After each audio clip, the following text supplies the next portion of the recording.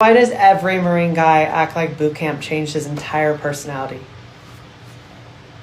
Like, congratulations. For real. That's huge. It's not easy. But now it's your whole identity. Some of you never stop talking about it.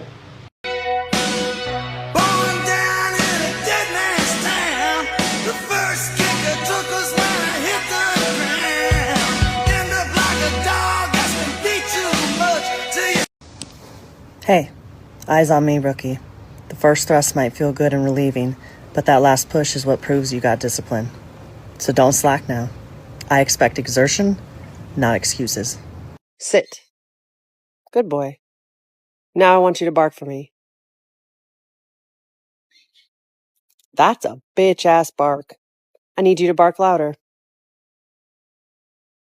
There you go. What a good boy. I love when you can follow my orders. I state your full name. I state your full name. Say your actual name. I, Deontay Deshaun Wilson. Get this man to boot camp. He is going to be one of the best Marines ever.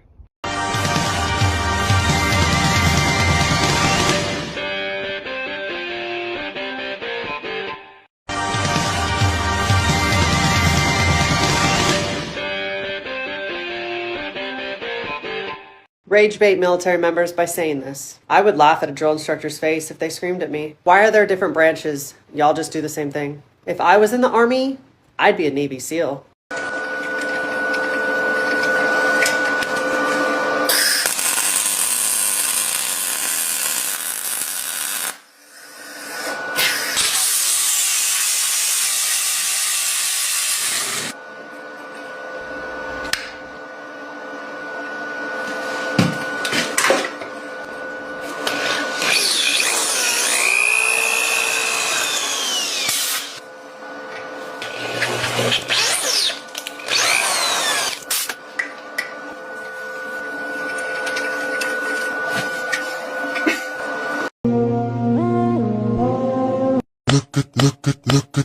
Look at me, habibi. Military lingo that goes hard and always will. Part 2. First one we have is tactically acquired. It's just a very subtle, not subtle way of saying that you stole something. Next one we have is FAFO. F around, find out. You've probably seen this. There's nothing more that needs to be said. Next one we have, which I love, make a hole. For some reason, people in the military hear this and they part like Moses in the Red Sea for someone to come through. Last but not least, disregard. It means to just ignore what I just said because it doesn't apply anymore. Everything just sounds much better in the military.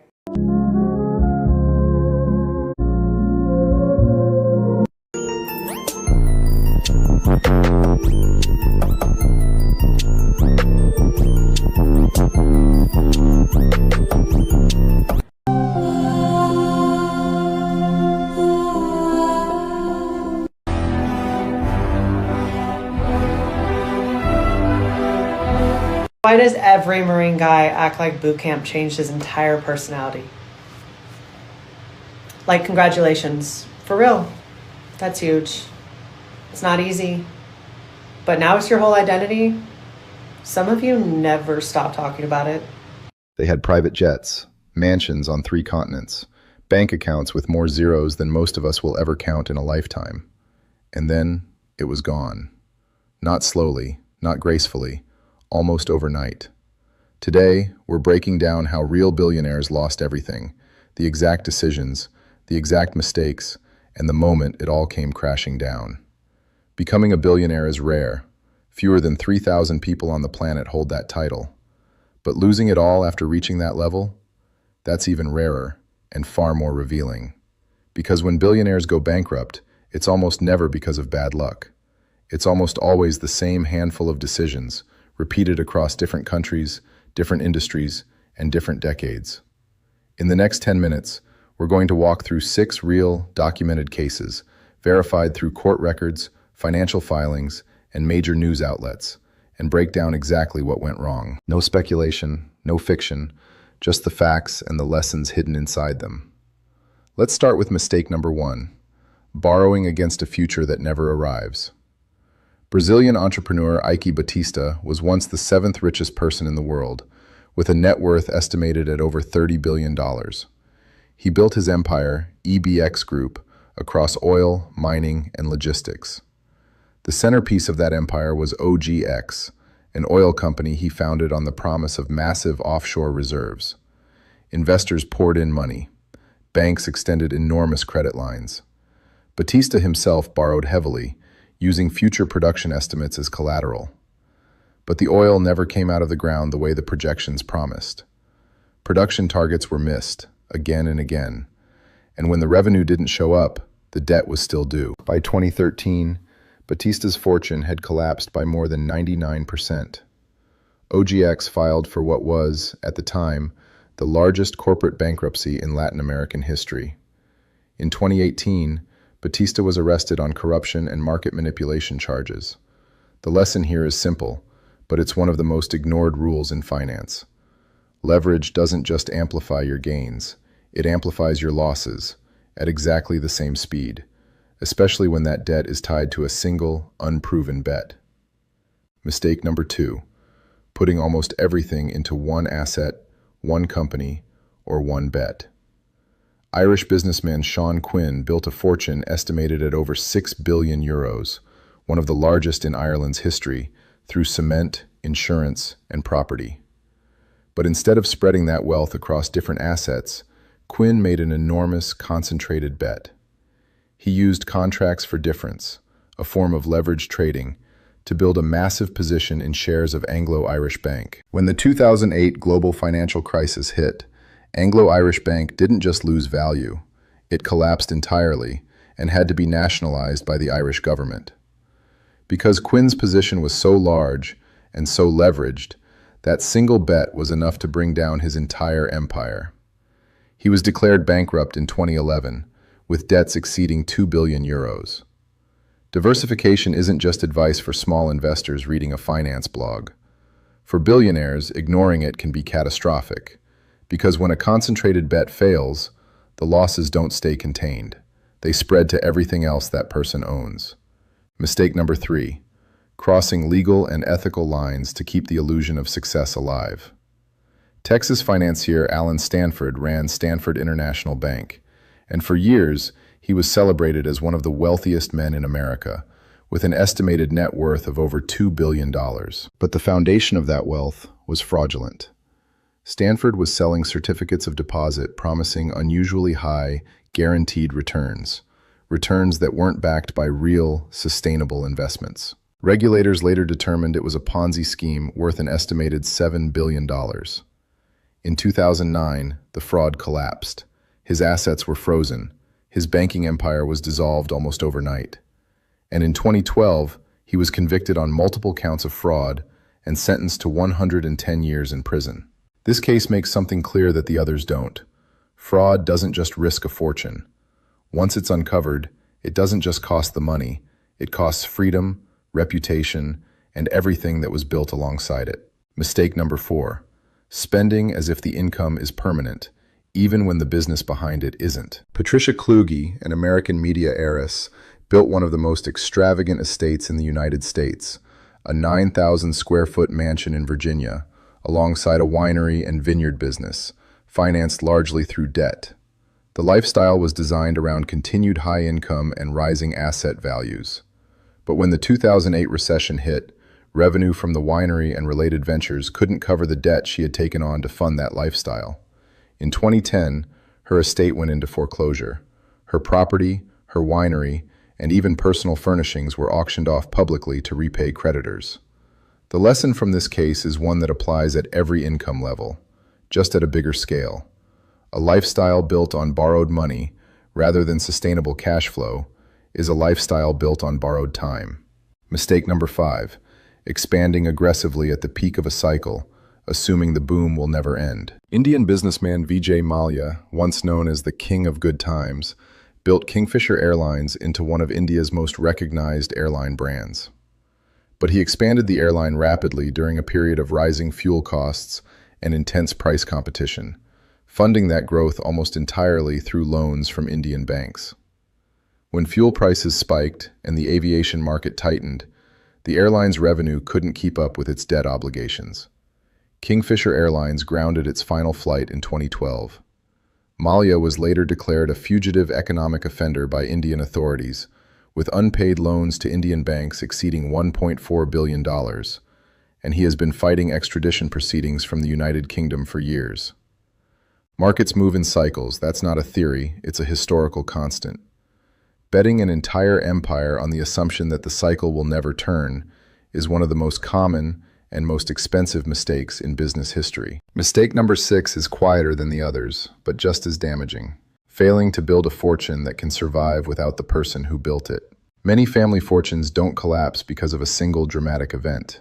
They erode over 1 or 2 generations because there was no real plan for who manages the wealth next, no independent oversight, and no separation between the founder's personal decisions and the business's financial structure. Research from institutions like the Williams Group, which has studied multi-generational wealth transfers for decades, has found that a significant majority of family fortunes are substantially diminished or lost by the 2nd or 3rd generation, most often due to poor communication, lack of preparation, and breakdowns in trust between family members, rather than bad investments alone. It's a slower kind of collapse than fraud or bankruptcy filings, but the end result is the same. A fortune that took a lifetime to build, gone within a generation or 2, because the structure around it was never built to last. Now look closely at every case we've just covered. Ike Batista, over-leveraged on a single unproven asset. Sean Quinn, a concentrated bet with borrowed money. Alan Stanford, a fortune built on fraud. Patricia Klug, a lifestyle that outpaced sustainable income. Vijay Mallya, aggressive expansion at exactly the wrong point in the cycle. And countless family fortunes, lost simply from a failure to plan beyond 1 generation. The industries were different, the countries were different, the decades were different, but the underlying mistakes, almost identical every single time. Too much debt, too little diversification, cutting legal or ethical corners, living beyond even a billionaire's means, expanding without accounting for risk, and building no plan for what comes after. Losing $1 billion was never really about the money. It was about decisions made under pressure, under ego, or under the belief that the good times would never end. And that's really the lesson in all of this. Wealth doesn't fail because it's too small to protect. It fails because the decisions protecting it stop being disciplined. If you found this breakdown valuable, let me know in the comments which mistake surprised you the most, and subscribe for more real, fact-checked breakdowns of the biggest financial rises and falls in history. Thanks for watching. Imagine this, a trophy worth more than $20 million, protected by world-class security, touched by only a handful of people on Earth, and yet it has been stolen, not once, twice. One of those thefts ended with an ordinary dog becoming an international hero. The other ended with football's greatest treasure disappearing forever. But here's the strangest part. The trophy lifted by every World Cup champion today isn't the same trophy that Pelé lifted. So, where did the original go? Who stole it? Why does FIFA refuse to let champions keep the real trophy anymore? And what secret makes this Golden Cup one of the most valuable objects in all of sports? This is the untold story of the FIFA World Cup trophy. When people think about the FIFA World Cup, they imagine unforgettable goals, legendary players, and one golden trophy raised toward the sky. But that iconic trophy has a history almost as dramatic as the tournament itself. The story begins in 1930. At that time, FIFA president Jules Rimet had accomplished what many believed was impossible, creating the first global football tournament. For this historic competition, FIFA commissioned a special trophy. Interestingly, it wasn't originally called the Jules Rimet Trophy. Its first name was simply Victory. The trophy was designed by French sculptor Abel Lafleur. Instead of a football, he created the Greek goddess Nike, holding a victory cup high above her head. It stood roughly 35 centimeters tall, made from gold-plated sterling silver, and rested on an elegant lapis lazuli base. For the first World Cup in Uruguay, this wasn't just a prize. It became a symbol of national pride, international prestige, and football immortality. No one could have imagined that this beautiful object would one day become one of the most wanted trophies in history. As the years passed, the World Cup became larger, the trophy became more famous, and with every tournament, its value increased, not because of the gold, but because of the legends who touched it. Uruguay, Italy, Germany, Brazil. Every victory added another chapter. Every champion made the trophy even more priceless. Then, World War II changed everything. Europe descended into chaos. Cities were bombed. Museums were looted. Precious artifacts disappeared forever. And hidden somewhere in Italy was football's greatest treasure. A treasure the Nazis could have seized at any moment. But one man made an extraordinary decision. Instead of storing the trophy inside a bank or a government vault, he hid it inside a simple shoebox under his own bed. Yes, the most valuable object in football spent years hidden beneath an ordinary bed, and the reason why sounds almost unbelievable. To be continued in part 2. By the late 1930s, Europe had fallen into chaos. World War II was spreading across the continent. Museums were being looted. National treasures disappeared overnight. Anything valuable could become a target. At that moment, the Jules Rimet Trophy belonged to Italy. They had won the 1938 FIFA World Cup, and according to tournament rules at the time, the defending champions kept the trophy until the next World Cup. But the next tournament never happened. The war canceled both the 1942 and 1946 World Cups, which meant football's greatest prize remained trapped in war-torn Europe. A decision that changed football history. The trophy had officially been placed inside a bank vault in Rome. On paper, that sounded secure. In reality, it was probably the first place occupying forces would search. One Italian football official understood this better than anyone. His name was Ottorino Barassi. Barassi made a decision that almost nobody knew about for decades.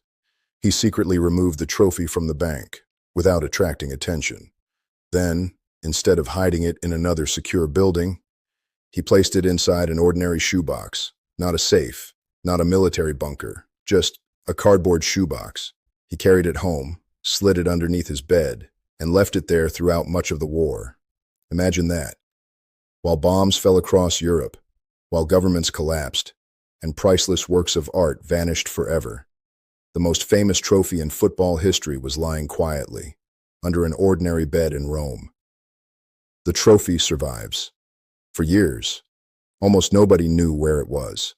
There were no public announcements, no newspaper headlines, no photographs, only one man and one unbelievable secret. When World War II finally ended, Barassi revealed the trophy. Untouched, undamaged.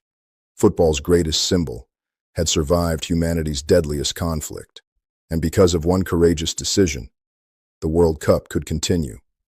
But history wasn't finished with this trophy. In fact, its most famous mystery was still waiting, because 20 years later, the impossible happened. The most heavily protected object in world football simply vanished. The theft that shocked the world. England was preparing to host the 1966 FIFA World Cup. To celebrate the upcoming tournament, the Jules Rimet Trophy went on public display at Westminster Central Hall in London. Thousands of football fans came to see it. Security appeared tight. Police officers were present. Display cases were locked. Everything looked perfectly safe. Until Sunday, March 20th, 1966. Sometime during the day, someone quietly opened the display case and walked away with the most famous trophy on earth. No alarms, no dramatic chase, no witnesses who could stop them. Within minutes, the Jules Rimet Trophy had disappeared. The news exploded across the globe. How could the world's biggest football prize simply vanish? The investigation begins. British police launched one of the biggest investigations in football history. Thousands of leads arrived. Ransom demands followed. Newspapers covered every development.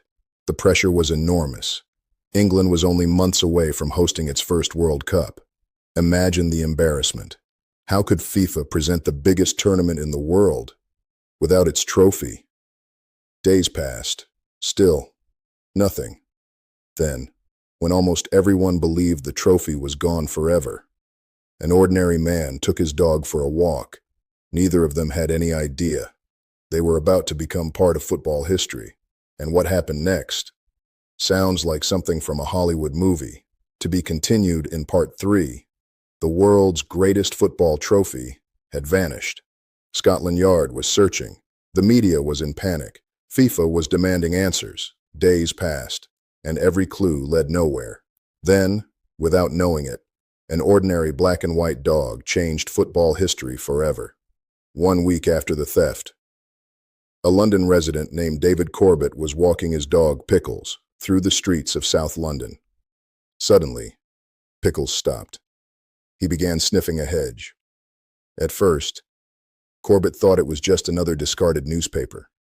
But Pickles refused to move. Curious, Corbett reached down and opened the package. Inside was the missing Jules Rimet trophy. The impossible had happened. Not a detective, not a government agent, not Scotland Yard. A dog had solved the biggest mystery in football. Within hours, the story spread across the world. Pickles became an international celebrity. He appeared on television, attended public events, starred in advertisements, and was even invited to the official banquet after England won the 1966 FIFA World Cup. To this day, he remains one of the most famous dogs in sports history. But the story wasn't over. Most people think that was the happy ending.